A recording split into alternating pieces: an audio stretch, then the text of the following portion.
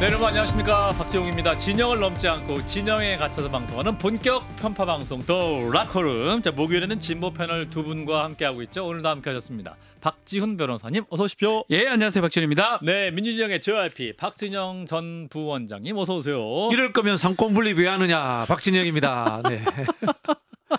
예, 이게 좀 굉장히 큰 화제가 됐습니다. 아니 뭐 화제가 아니라 제목으로서 왜곡을 했더라고요. 왜곡을 네. 이런 식의 상권 분립은 필요하지 않다. 예. 선출된 상권 분립이 필요하다. 예. 이렇게 이야기했는데 상권 분립 해체하라 했다라고 기사를 뽑았더군요. 네. 그래서 지금 반론을 하시는. 뭐 반론하시는 거예요. 대한민국 뭐 기자들 수준이 그렇죠. 오.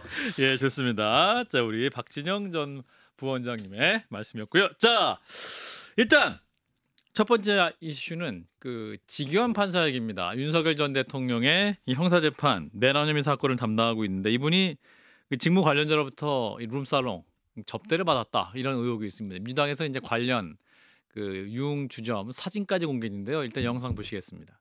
지금 재판을 하고 있는 어떤 판사가 룸살롱에서 접대를 받았다라고 하는 매우 구체적인 제보를 받았습니다. 룸살롱 구체적으로 특정했고 그 룸살롱에서 1인당 100에서 200만 원 정도의 비용이 나오는 룸살롱에서 여러 차례 술을 마셨고 단 한 번도 그 판사가 이제 질의하는 돈을 낸 적이 없다. 접대를 받았다. 라고 구체적인 제보를 받았습니다. 그 판사가 바로 내란 수괴 윤석열을 재판하고 있는 지기현 부장판사인데 그 판사가 이렇게 수차례 고급 룸사롱에서 술 접대를 받았다라는 아주 구체적이고 신빙성 있는 제보, 거기다가 사진까지 제보가 들어왔습니다. 이거 어떻게 하겠습니까? 어떤 조치를 취하겠습니까?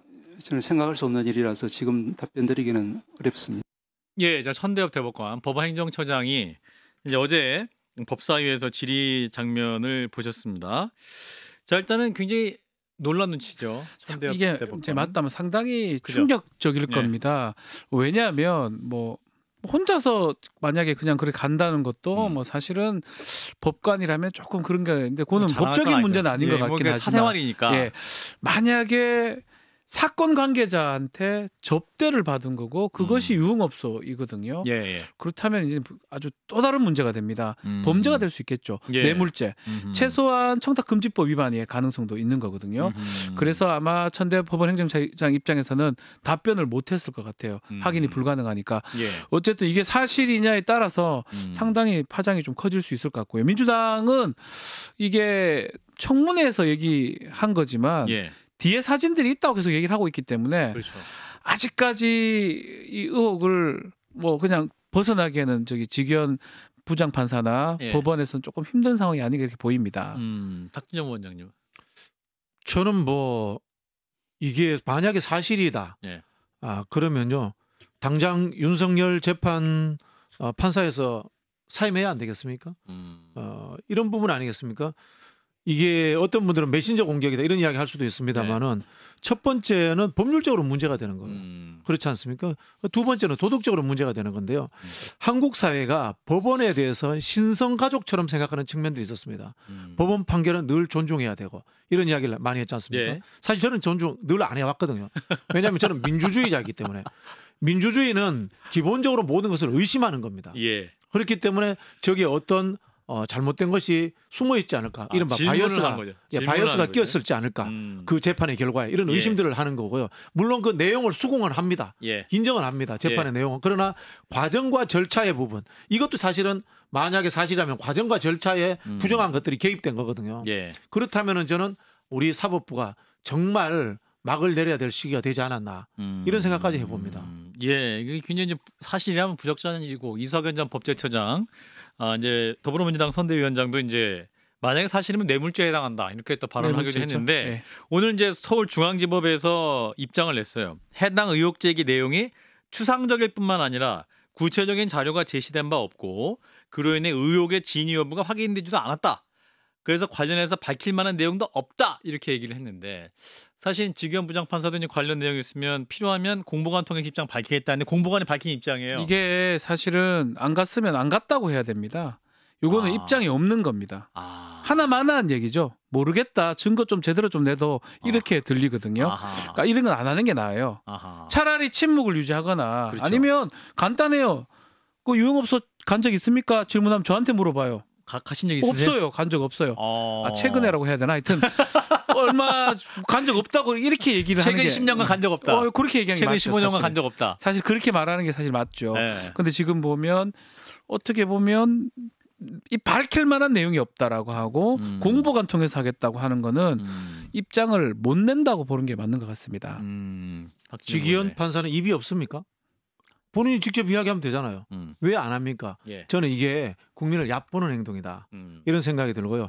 서울중앙지법이 구체적인 정황을 모른다라고 했잖아요. 예. 구체적인 증거가 있으면 바로 형사 고발하지 그냥 뒀겠습니까? 구체적인 정황이 없을 때 일반적인 공무원은 어떻게 하는지 압니까? 상급자가 부릅니다. 불러서 그런 사실이 있는지 해명해 이런 이야기를 하거든요. 예. 아니면은 자체로 감찰을 합니다. 그게 일반적인 공직자들이 대하는 자세입니다. 그런데 이 법원은 우리는 특권층이고 우리는 기득권이고 우리는 신성가족이기 때문에 예. 우리 내부의 일에 대해서 국민이 알 필요 없어. 지금 이렇게 이야기하는 겁니다. 저는요 이 문제를 대하는 태도에서 지기현 판사도 사실이라면 문제가 있지만은 예. 법원 자체가 상권 분립보다 더 큰 민주주의를 위반했다고 봅니다. 민주주의는요 대한민국의 모든 국민은 자유롭고 평등합니다. 그 정신을 지금 법원이 위반하고 있는 겁니다. 근데 또 한동훈 전 대표가 또 여기에서 언급을 했는데 자신에게 과거에 제기했던 청담동 그 술자리 의혹을 언급을 하면서 예. 가짜뉴스나 공작은 실제보다 더 진짜 같고 구체적이다라면서 민주당을 비판을 하긴 했습니다. 그러니까 이제 청담동 시즌 2 아니냐. 네. 근데 2탄, 3탄 이제 준비된 것 같아요. 사진 공개가, 자료 공개가 민주당 입장에서는. 그리고 국회의원들이 이제 2명, 김용민, 김기표 의원인데 그거를 확인하지 않고 저 질문을 했다면 한동훈 후보 전 대표 말이 맞을 수 있는데 저는 그 질문을 취지를 봤을 때는 확인을 했던 것 같거든요. 확인을 했는데 아마 펌프질을 하나요? 하나씩 업그레이드하는 것 같아요. 엑셀레이터라고 표현하기 맞나 모르겠는데요. 그러니까 공개 수준을 예, 하나씩 그런 모습이기 때문에 지기현 부장판사나 법원에서 제대로 답변을 못하는 것 같고요. 한동훈 전 대표 얘기는 이제 곧 확인될 겁니다. 여기서 뭐 지난번에 그 청담동 김의겸 전 의원이죠. 예. 그 상황으로 진행이 될지 아니면 자료가 또 나올지 그거는 저는 곧 확인이 가능하지 않을까 생각이 듭니다. 그러니까 노정면 의원은 본인이 사진을 본 것처럼 얘기해요. 얼굴이 거의 확실하게 보인다. 뭐 이런 식으로 이렇게 얘기를 했기 때문에 그 지기현 부장판사로 보이는 인물의 얼굴이 있는 사진이 분명히 있는 것처럼 보이는데. 아니 지기현 판사가 본인이 안 갔으면 안 갔다고 이야기할 거잖아요. 본인이 자신이 없는 거예요. 최근 몇 년간 뭐 어디 간 적 없다. 네, 그러니까 이 이야기를 못 한다. 저는 이렇게 보이고요. 네. 계속해서 제가 좀 법원에 대해서 비판적인 이야기를 하자면 네. 지기현 판사가 이게 만약에 사실이라면 네. 이런 경우의 행동을 비슷하게 하는 판사가 대한민국 판사는 한둘이밖에 없다고 칩시다. 그럼 아마 단호하게 잘라낼 거예요. 저는 어떤 의심이 드냐면은 판사 세계도 검사들 못지않게 이런 식의 접대 문화라든가 또는 어떤 대가성이 부여되는 술자리 이런 것들이 자주 있지 않았나 이런 의심이 듭니다. 그래서 제가 자꾸 말씀드리지만 이런 식으로 간다면은 대한민국 사법부가 진짜 온전할 수 있을까? 이런 자꾸 위기의식을 저도 느끼게 됩니다. 그러면 이게 다음 주 월요일 날 제 4차 공판이 있단 말이죠. 19일에 4차 공판이 있는데 그 안에 이 문제가 선명하게 정리가 되지 않으면 재판에 가지 말아야 한다 뭐 이런 주장이 그래서 이제 민주당의 이제 뭐 뉘앙스는 이제 서울중앙지방법원장하고 법원하고 공보관이 이제 얘기를 했기 때문에 저는 사진이 나올 것 같거든요. 사진 내지 더 한층 강화된 증거 자료가 나올 것 같습니다. 그거에 나온다면 다음 공판이나 이 재판을 계속 할 수 있을지 그 부분이 좀 의문스럽고요. 만약 그게 맞다면 사실은 법원도 지금 우리 평론가님 말씀처럼 약간 입장이 이상했던 거예요. 확인 제대로 안 하고 없는 입장을 낸 거거든요. 그렇다면 판사라든지 지금 특히 재판에 배제하는 수준까지 아니면 본인이 스스로 나온다든지 뭐 그런 것까지도 연결될 것 같습니다. 그러니까 지난해 8월이라고 특정을 했어요. 지난해 8월에 먹은 거다. 그러면 이거는 사실은 계엄 전에 먹은 거니까 어떤 윤 전 대통령과 관련된 사람은 아니지 않냐. 그런데 그거 상관없어요. 상관없다. 아마 뇌물죄가 공소시효가 10년 정도 될 겁니다. 7년이면 10년. 제가 뇌물죄에 따라 조금씩 차이가 있는데 10년 안에 있었으면 다 똑같아요. 판사가 사건 관계자랑 술 마시면 어떡합니까? 술은 먹어도 술 먹어도 되나? 돈을 본인이 계산하면 되니까. 본인이 계산하면 되죠. 그러니까 그 부분은 뭐 어떤 방법이라든지 그건 변호나 방어가 안 된다고 봐야 됩니다. 작년 8월이기 때문에 윤석열 사건과 관련이 없다. 모르죠. 그런 일들을 평소에 행하는 사람이다. 그렇다면 또 비슷한 일들을 했을 것이다라는 추정까지 가능한 거죠. 그래서 저는 문제가 되는 것이고요. 자꾸 제가 이것을 대하는 법원의 태도를 자꾸 문제 삼고 싶은데요. 비밀을 자꾸 이야기를 합니다. 비밀? 아니, 밝히지 않으려고 하잖아요. 밝히지 않으려고 그런 부분들도 있고, 그다음에 또 이 지기현 판사가 김용현 재판이라든가 이런 것들 다 비공개로 합니다. 우리 잘 아시겠지만은 특권, 비리, 음습한 것은 전부 다 비공개적인 부분에서 일어나고요. 그다음에 폐쇄적인 공간에서 일어납니다. 제가 좀 보기보다 나이가 오래됐잖아요. 과거 군사 정권 시절에 군대에서 뭐 사망 사고라든가 뭐 비리 사고 이런 게 일어나면요. 그 당시에 군대 같은 경우에는 기자들 취재가 불가능합니다. 아시겠지만은 군인들이 공보관을 통해서 밝히지 않는 거에는 몰라요. 그러니까 다 숨기는 거예요. 민간인들이 알아서 뭐 할래? 이런 식이잖아요. 똑같은 지금 태도를 법원이 취하고 있는 겁니다.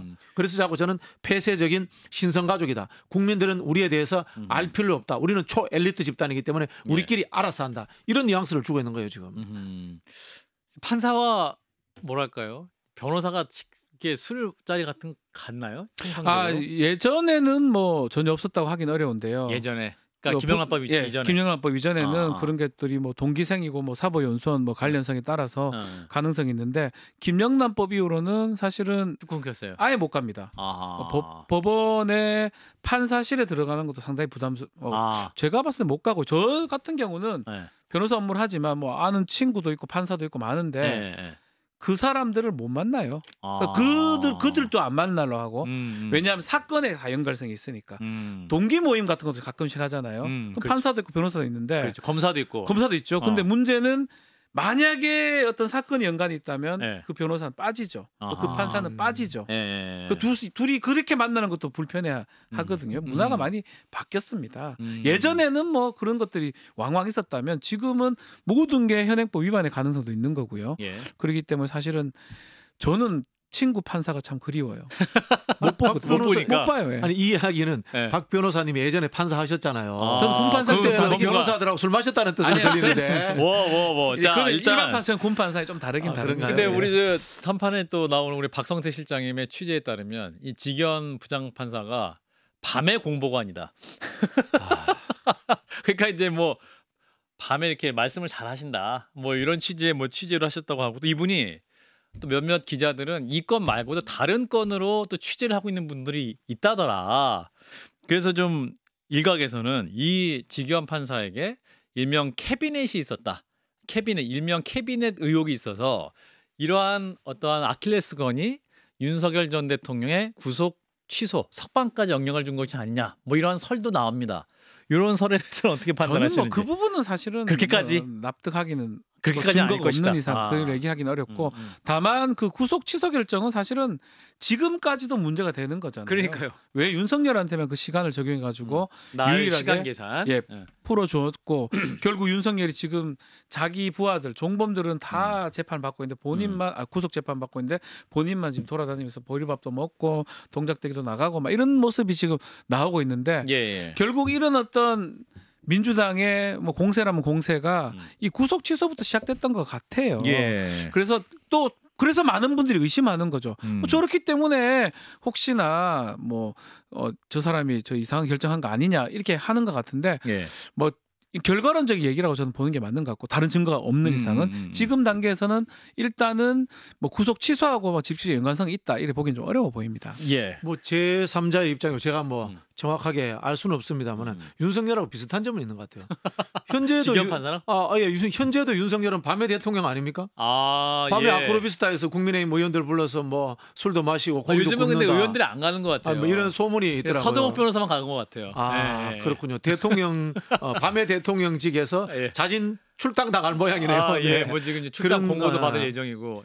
근데 저는 이런 생각이 들어요. 지기현 판사가 그때 이 윤석열을 풀어줌으로써 문제가 됐다면 본인이 재판 회피해야 되는 거 아니에요? 국민 여론이 따가운 것을 안다면 저는 이것은 대한민국의 고위직 판사라는 사람들이 법률 해석의 능력은 탁월한지 모르겠지만은 국민의 정서라든가 민주적 소양은 부족한 사람들이 아닌가. 그렇기 때문에 삼권 분립 체제는 다시 한번 검토해 봐야 됩니다. 해석만 해서 삼권 분립 박진영 부정부 해석만 해서 되는 게 아니고 그 결정을 내릴 때는 정말 마지막이라 생각하고 결정을 내려야 되는데 네. 뭐 결론적으로 그 얘기를 좀 해야 되지만 즉시 항고를 검찰에서 포기하는 바람에 이렇게 풀러진 결과가 나온 겁니다.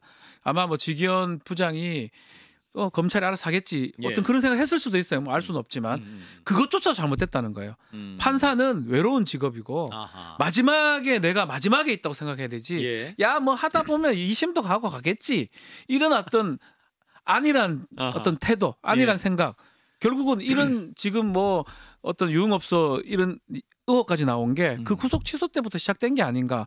매우 중요한 재판을 맡았잖아요. 그렇죠. 매우 책임감 있게 했었어야 되고 정말 그렇게 문제없이 했었으면 이게 사실 있다고 하더라도 누가 이거 문제 제기를 했겠습니까? 더 잘못 제기했다가는 재판에 영향을 미칠 수 있거든요. 근데 이 사람이 벌써 구속 취소라는 이상한 결정을 했기 때문에 이것하고 연결되는 거 아니냐 이런 의혹 제기를 하는 게 아닌가 생각도 듭니다. 보통 이제 판사들이 판결할 때 법률과 양심에 따라 이야기하잖아요. 물론 그 양심이라는 게 법률적 양심이긴 합니다만은 양심이라는 개인의 인격의 문제를 가지고 도구로서 이야기한다는 것은 판사라는 사람이 그만큼 고매하고 보편적인 수준을 뛰어넘는 도덕성을 갖고 있어야 된다는 것을 우리가 가정하는 거예요. 근데 지금 이 지기현 판사의 행동이 만약에 사실이라면 그런 가정들이 다 무너지는 거거든요. 그래서 저는 한편으로 보면은 신성시대든 특권의 영역에서 판사들이 이제는 민주주의적으로 국민들의 시선 속에서 감시받는 자리로 내려올 시대가 되었다. 그런 생각을 저는 가지게 되었습니다.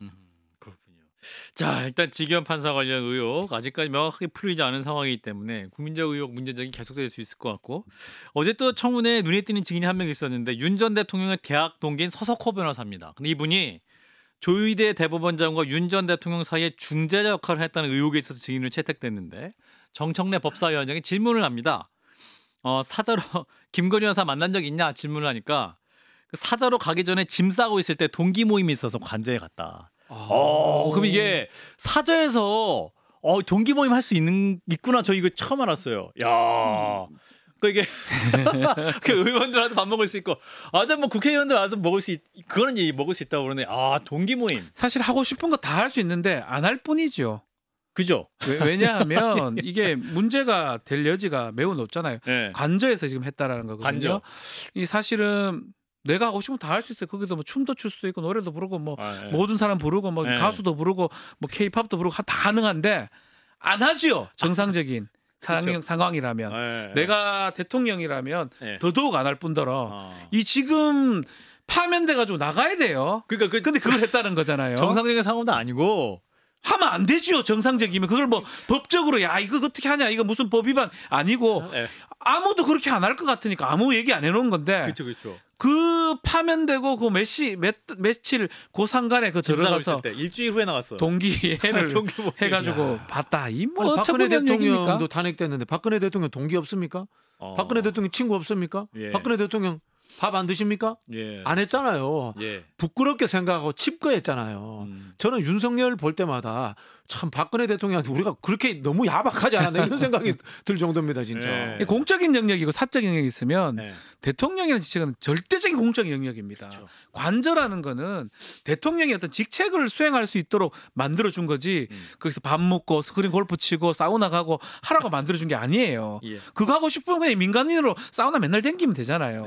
출근은 하지 말고 늦게 하시고 변호사 출근 늦게 한다고 아무도 안 뭐라 해요. 지 가고 싶은 날 가가 재판만 제대로 하면 되는 거거든요. 본인이 대표니까. 그러니까요. 근데 이 사람은 그 공적 영역에 사적은 다 가입하고 저는 충격적인 계속 얘기하지만 파면 받아가지고 정말 조심해야 될 시점에 일주일 시간을 두면서 이런 행동을 했다? 이걸 누가 납득하겠습니까? 이분도 또 솔직하게 얘기하는 것도 정말 좀 신기하네요. 그러니까 대단하신 짐 쌀 때 짐 싸는 그 시기에 같이 동기 모임 한번 했다고. 윤석열 대통령 친구답다 이런 생각이 듭니다. 자, 아무튼 여기까지 하고 다음 영상을 보겠습니다. 대선 이야기인데요. 이제 본 투표일까지 19일 남았습니다. 이제 뭐 3주도 안 남았습니다. 이제 금방인데 어제 그제는 이제 TK, PK 지역으로 후보들이 이동을 했었고 오늘은 이제 이재명 후보는 호남에서 일정을 소화했고 김문수 후보와 이제 이준석 후보는 서울에서 유세 일정이 있었었는데 일단 이재명 후보 호남에 집중 유세했습니다. 현장 영상 보고 옵니다. 호남에 있어서 민주당은 잘 되기를 바라는 큰아들 같은 존재 아닙니까? 이놈이 잘 되면 좋겠는데 말을 안 들어. 가끔씩 엉뚱한 짓을 해. 이놈을 그냥 혼도 좀 내고. 그런데 이놈아 좀 그러나 죽기를 바라지는 않죠. 그러나 곧 다시 불러들여서 이제 정신 들었지? 앞으로 잘할 거지? 해서 또 눈물 닦아주고 밥 먹여가지고 잘 다독거려주고 계시지 않습니까, 여러분? 그리고 잘 키운 자식. 자, 이재명 후보의 오늘 이제 호남 지역에서 했던 유세 현장 모습이었습니다. 자, 일단 현재까지의 추세와 그 분위기를 보면 이재명 후보의 당선이 가장 유력한 상황.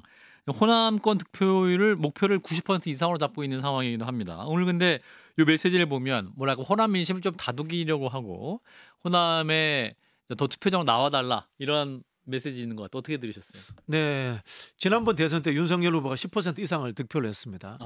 그게 패인 중에 하나로 작동했기 때문에 이번에는 이제 90% 이상을 넘어서야 된다라는 목표를 잡은 것 같고요. 민주당 또는 민주당을 넘어서서 이제 저의 또래라든가 저보다 살짝 위인 우리 이재명 후보 또래들에게 특히 이제 광주 호남은 특별하죠. 한편으로 보면 이제 그 5.18 민주화 운동이 있었기 때문에 그 부분에 대해서 빚을 진 느낌 그런 느낌들을 가지고 있고요. 또 한편으로는 정치적으로 민주당에 대해서 이렇게 많이 도와줌에도 불구하고 뭐 물론 영남도 마찬가지입니다만은 호남이나 영남이 지금 수도권에 비해서 굉장히 많이 뒤처져 있습니다. 그 지역민들을 챙기고 전국 어디에서든지 잘 살게 해줘야 되겠다라는 그런 의무감도 가지지 않을까 이런 생각이 듭니다. 네. 예, 박 변호사님. 자, 이제 뭐 더 중요한 거는 호남 뭐 득표율 이것도 그러지만 상대적으로 김문수 후보의 영남 득표율도 사실 비교가 될 겁니다. 영남이랑 한 건 TK입니다. TK. 인구수가 호남 전체하고 TK 인구수가 비슷해요. 비슷한데 만약에 뭐 예컨대 이 호남에서 이재명 90%. TK에서 김문수 90% 한번 뭐 똑같은 상황이기 때문에 그게 문제가 별로 없을 건데 지금 어떤 여론조사나 이런 걸 봤을 때는 대구 경북에서 김문수 후보의 지지율이 많이 떨어져 있거든요. 그래서 사실은 그만큼 만약에 이재명 후보가 8, 90%를 호남에서 가져가면 김문수 후보도 최소한 7, 80%를 가져가야 되는 대구 경북에서 그 부분이 또 우리가 봐야 될 포인트가 아닌가 생각이 들고 한편으로는 대구 경북에서 이재명 후보의 약진 같은 모습이 아주 좀 기대가 되는 상황입니다. TK에서 굉장히 공 들였어요 며칠 전에. 지금 시작 자체가 TK였거든요. 그렇죠. 구미에 시작해서 대구 동성로 그 이튿날은 부산에 갔습니다. 실제로 대구 경북 시작한 게 여기를 포인트 잡았다고 좀 보면 될 것 같습니다. 예, 여기 제일 중요하다. 그래서 지난 선거 때 21% 대구, 경북은 23% 받았었는데 윤석열은 70대 후반 정도를 받았었어요. 이제 이번 선거에서는 30%를 넘어가느냐 부분인데 저는 가능성이 충분히 있다고 보고 아마 거기에 포인트 두기 때문에 이건 제가 그냥 개인적 예상인데 선거운동 끝나기 전에 한 번 더 올 가능성도 있지 않을까 생각도 들어요. 그럴 거라고 봅니다. 한 번 더 올 것 같다는 생각도 들어요. 그게 진정성을 위해서. 이제 한국 정치 가장 큰 폐해가 지역주의지 않습니까? 그런 부분들을 이번에는 좀 극복을 해야 된다. 영남에서 윤석열이 내란범이면은 호남에서도 윤석열은 내란범인 겁니다. 진리는 지역을 떠나서 같아야 되는 거고요. 다만 이걸 구도의 문제로 국민의힘 여기서 90% 득표하니까 민주당도 90% 득표한다. 이건 맞지 않다고 보는 게 왜냐하면요. 영호남의 지역주의 차이가 있습니다. 호남은 저항적 지역주의고 피해자 지역주의입니다. 그렇다고 해서 물론 영남이 가해자는 아닙니다. 영남은 영남 출신의 군사 정권이 그 지도자가 호남 민중들을 가해를 한 겁니다. 그리고 영남 민중들은 여기에 대해서 어떻게 보면 속은 측면이 있는 겁니다. 그 속은 상태에서 벗어나야 돼요. 이제는 이게 군사 독재 정권이라는 나쁜 정권, 그다음에 독재의 후신인 극우 세력들이 나쁘다라는 것으로 접근을 해야지 영호남의 문제로 접근하면 안 되는 거예요. 사실 영호남이 다 같이 지금 저발전 상태가 되고 인구 소멸이 되어 있는 겁니다. 그런 부분에서 저는 이번 대결에서 이 지역 간 대결이 아니라 결국은 영호남 모두가 발전하는 지역민들의 이익을 우선시하는 정권이 표를 많이 받는 그런 시대가 되었으면 좋겠어요. 예. 자, 이러면서 이제 TV 토론이 이제 앞으로 19일 남은 선거의 주요 변수가 될 것이다. 이제 주요 후보들은 사자 토론을 해야 되는 상황이에요. 이제 이재명, 김문수, 이준석 그리고 권영국 후보까지 4명이서 이제 사자 토론을 해야 되는데 어떤 기대가 있으십니까? 이게 딜레마인 게 네. 사실 TV 토론에서 뭔가 바뀔 것처럼 이렇게 많이 생각을 하는데요. 확증 편향을 갖고 쳐다볼 수밖에 없어요. 확증 편향? 뭐냐면 내가 지지한 후보는 이쁘게만 보일 거예요. 또 내가 지지하지 않는 상대 후보는 못나게 보일 거예요. 이게 사실 이 말이 그렇습니다. 맞아요. 그래서 만약 우리 내가 지지한 후보가 좀 못하게 느껴지잖아요. 그러면 상대 후보가 못됐게 했기 때문에 못했다고 생각을 할 거예요. 그래서 사실 18일부터 지금 네. 시작을 합니다. 네. 이번 주부터 네. 이제 시작을 하면 뭐 사회, 경제 뭐 이렇게 다 하는데 정말 뭐가 나오지 않는 이상은 큰 차이는 없을 거예요. 그래서 뭐 모르겠어요. 뭐 크게 실수를 뭐 지난번에 제 기억에 윤석열 당시 후보 21대 때 너무 못한 것 같은데 크게 상관이 없었어요. 지나 보면 그러니까 여론이 투표율에. 훌렁거리지 않았거든요. 아하. 이번도 뭐 그렇지 않을까 생각도 듭니다. 사실 그 정치학자나 그 커뮤니케이션 학자들도 네. 그 연구를 하면은 이 TV 토론이 대선 투표에 미치는 영향을 분석해 보면 네. 영향이 별로 없다고 없다. 그렇기도 하죠. 죄송한 얘기입니다만 예 학술적으로는 그런데 근데 사자 토론하기 때문에 또 예. 기세의 문제는 있는데요. 저 이제 대한민국의 모든 언론에 이 불만을 하나 드리고 싶어요. 사자 구도네요. 예, 근데 왜 모든 언론은 삼자 구도라고 이야기합니까? 예. 저는 우리 대한민국 언론에 이준석 장학생들이 많다라고 추론합니다. 또 뭘 이준석 장학생. 왜냐면요. 예. 여론조사라든가 당의 예. 크게 모든 것을 봐서 양자구도예요. 이준석 후보는 뚝 떨어져 있어요. 그런데 왜 억지로 삼자구도라고 이야기하고 2강 1중 2약. 아니 20% 이상 30% 차이 나는데 무슨 뭐 중은 아니죠. 중은 김문수인데. 중은 김문수 예, 뭐 예. 그렇다면 제가 할 말 없습니다만은 그리고 분량도 지지율이라든가 당세에 예. 따라서 줘야 되는 거 아닙니까? 예. 그렇다면은 이 사자에 들어오는 민주노동장의 이름도 모르겠습니다. 권영국 민주노동당 후보 예, 또 노동당 포션을 줘서 아니고. 보도해줘야 되는 거 아닌가요? 반성하겠습니다. 이런 불만 제가 예. 드리고 싶은데 예. 물론 평소에 이준석 후보가 예. 언론사 이제 기자들에게 예. 따옴표에서 기사 나올 만한 거 딱딱 꼽아주잖아요. 예. 그러니까 써주겠죠. 우리나라 기자들이 게으르니까. 진짜 이 불만에 대해서 제가 제대로 한번 말씀드리고 싶고요. 예, 다시 말씀드리지만은 예. TV 토론이 큰 승패를 좌우하지는 못합니다. 왜냐하면요 이미 압니다. 이재명은 이 정도 할 것이다. 이준석은 이렇게 할 것이다. 근데 뜻밖의 김문수 후보가 잘한다. 뜻밖의 그 우리 민주노동당 후보가 잘한다. 그러면은 바람이 불 수 있는데요. 네. 평소에 잘한다고 생각하는 사람들이 잘하는 거는 그냥 당연한 겁니다. 18일 날 첫 TV 네. 토론인데 실수를 한다면 누가 실수를 할까요? 저는 뭐 실수가 그게 부각되지는 않는데 네. 저는 김문수 후보가 좀 약해 보여요. 그 약하다는 건 그 사람 순발력. 개인적인 부분도 있지만 네.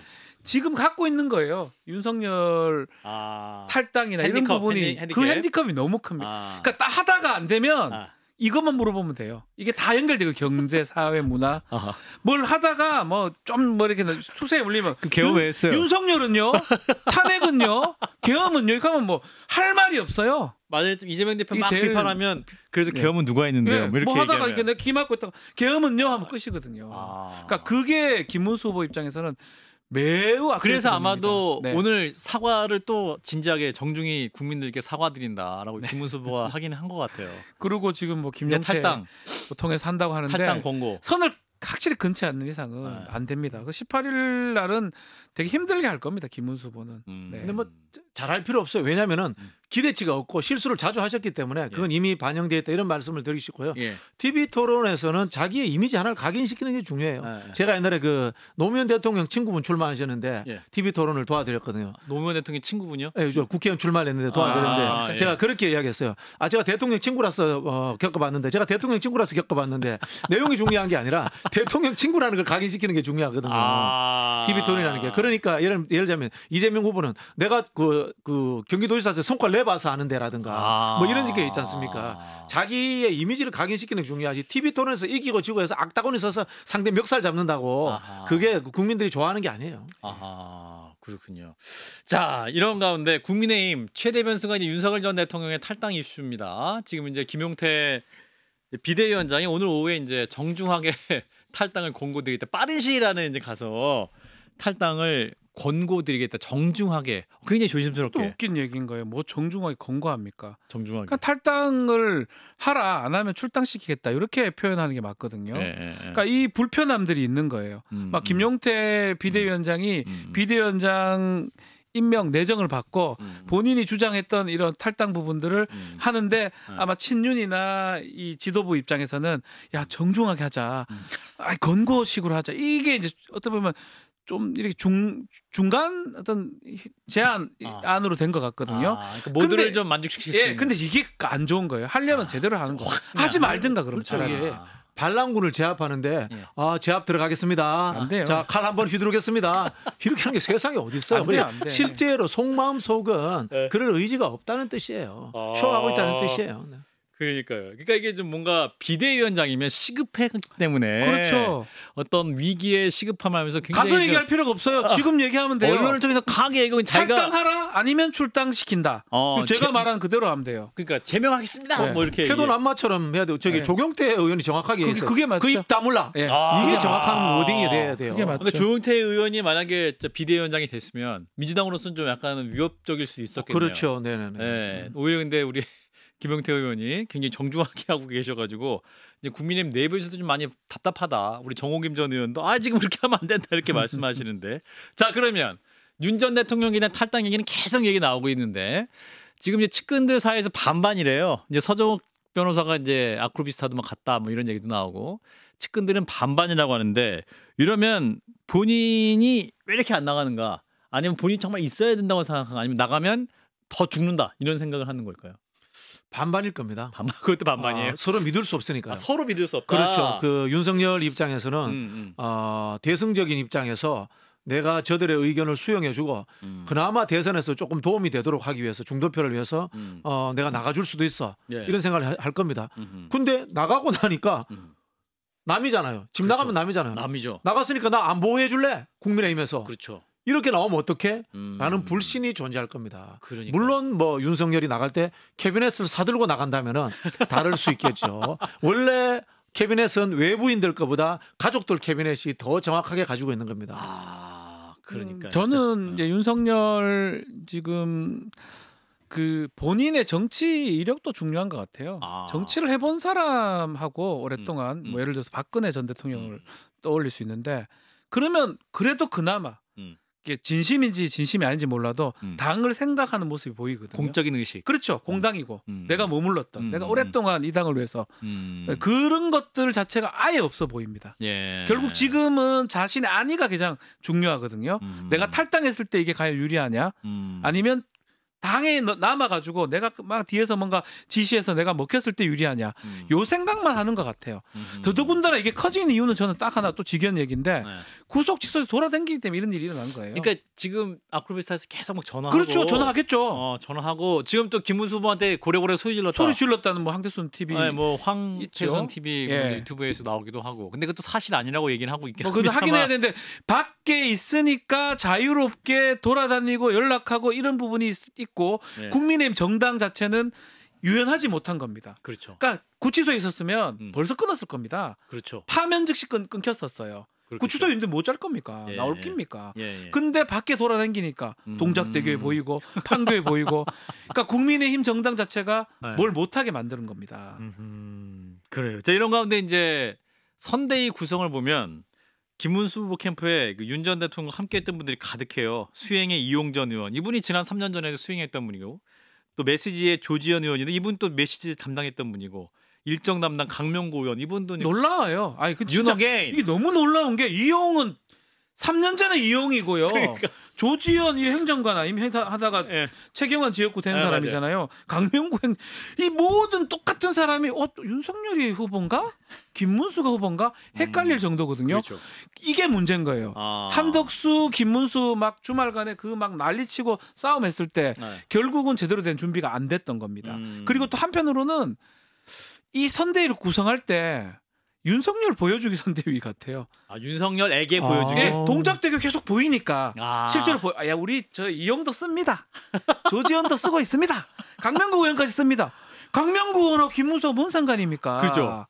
너무나 말도 안 되는 인사들이 너무 많거든요 지금.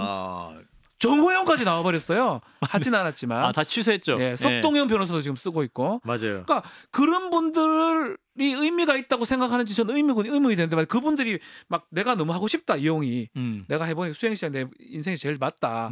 그러면 집에서 기도하라고 해야 되지 나와서 시키면 안 되거든요. 왜냐하면 선거라는 거는 유권자들이 보는 거 아닙니까? 그렇죠. 메시지죠. 인사는 메시지다. 윤석열 사람들이에요. 윤석열 파면돼가지고 윤석열 때문에 선거를 새로 하는데 그 수행실장, 메시지 단장 그 사람들 그대로 쓴다는 게 이게 말이나 됩니까? 근데 이제 수행하시는 분들 입장에서 생각해 보면요. 예. 윤석열보다는 편할 것이다 이런 생각할 수도 있어요.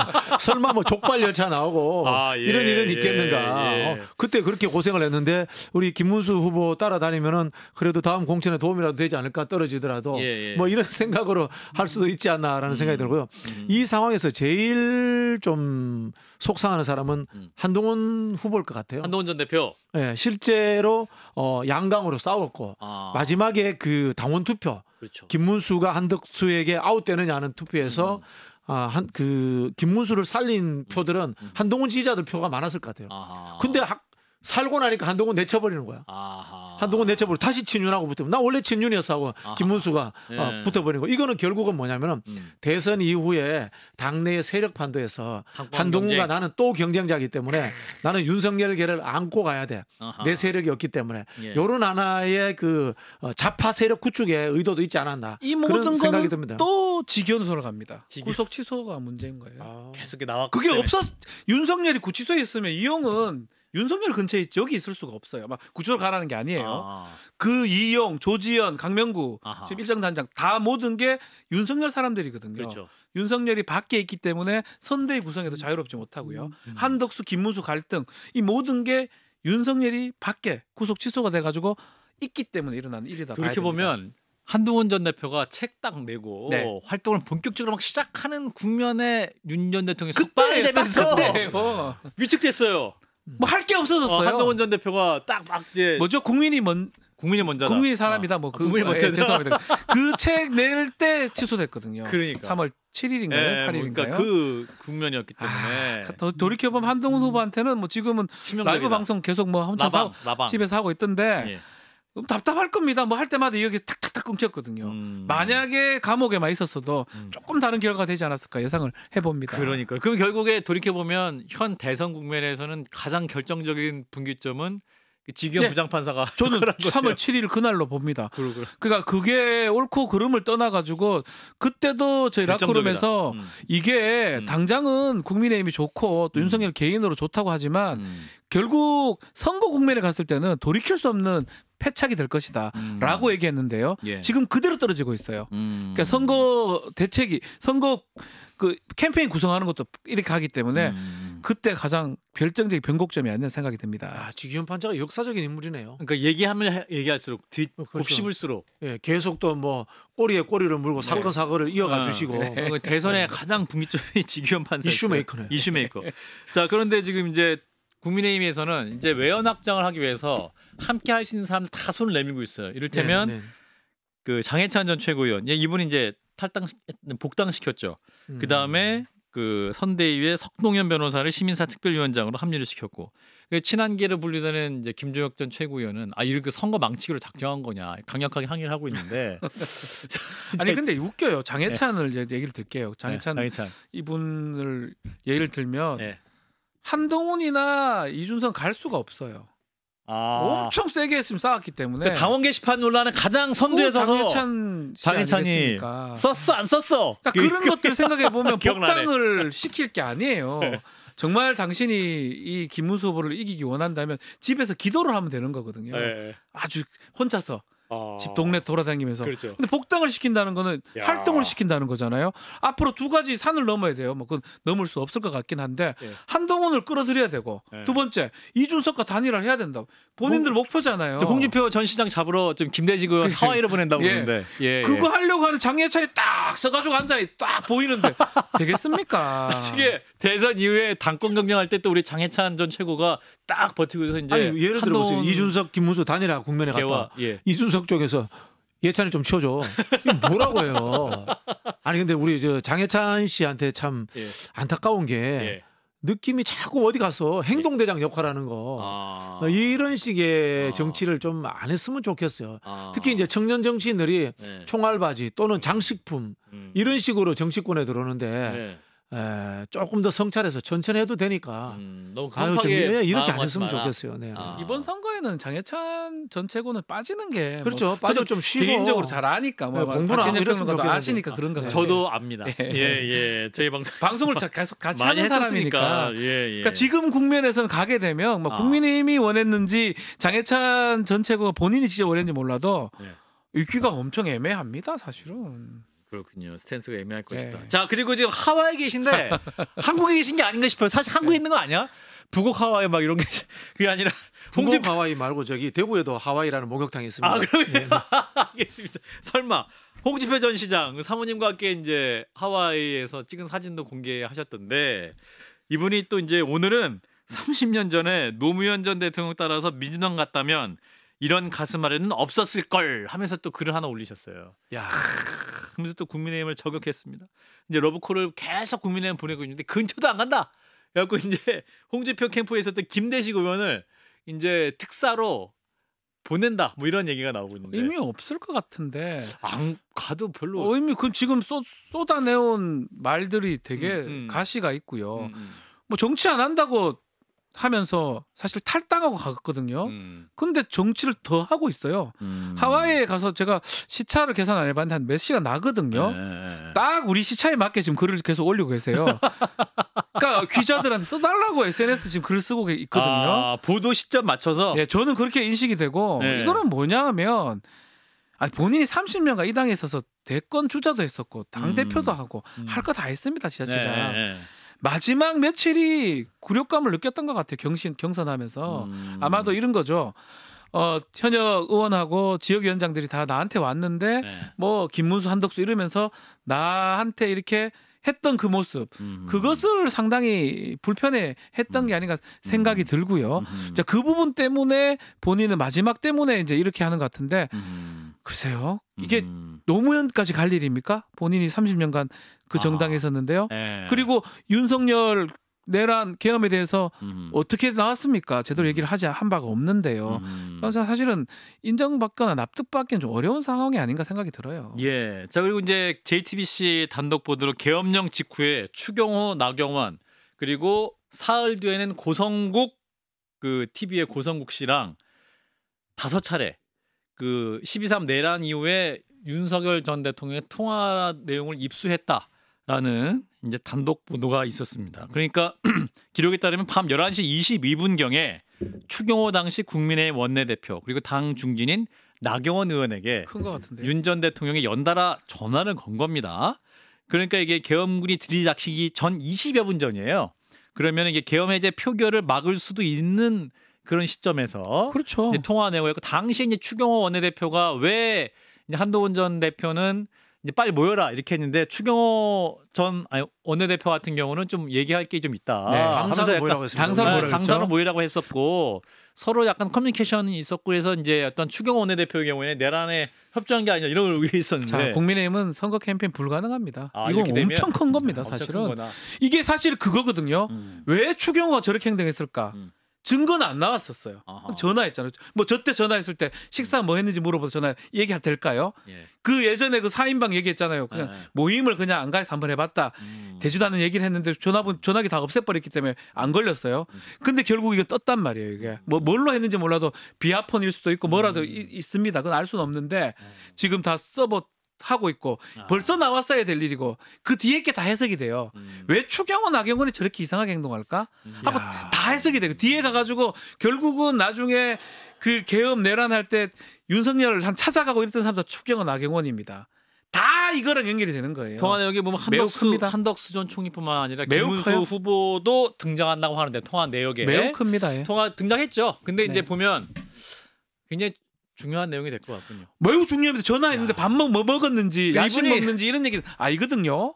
전화 엄청 많이 했네요. 윤석열 전 대통령. 이 당시에 보면 조지호 경찰청장이나 그리고 홍자원 전 차장이나 또 국정원장 굉장히 드러난 사람들이고 드러난 사람들이고 지금 사령관들에서 엄청 전화했었는데 이것까지 다 연결되는 겁니다. 심우정 검찰총장이 특히 심우정이나 그 검찰에서 김성훈이를 계속 왜 영장을 4번이나 세 번이나 발려 있는 비아폰 서버, 비아폰 서버 되는 겁니다. 예, 비아폰 서버를 왜 이렇게 지키려고 했는가? 그날 윤석열이가 얼만큼 통화를 했는지 전화한 사람들은 다 자유롭지 못하거든요. 그러네요. 그러니까 그 지금까지 다 연결되는 겁니다. 이거 매우 중요합니다. 내란의 진실 국면이 완전 바뀌는 것은 네. 이게 만약에 사실이고 직접적인 연관성이 있다면 당 해체해야 됩니다.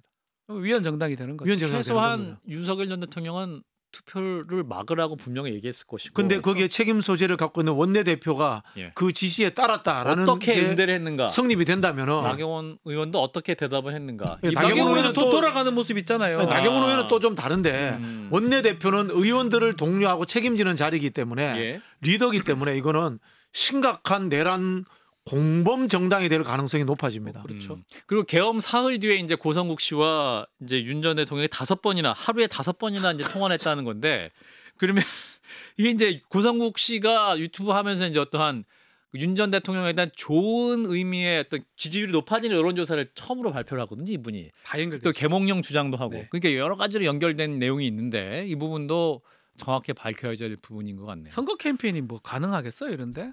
이야.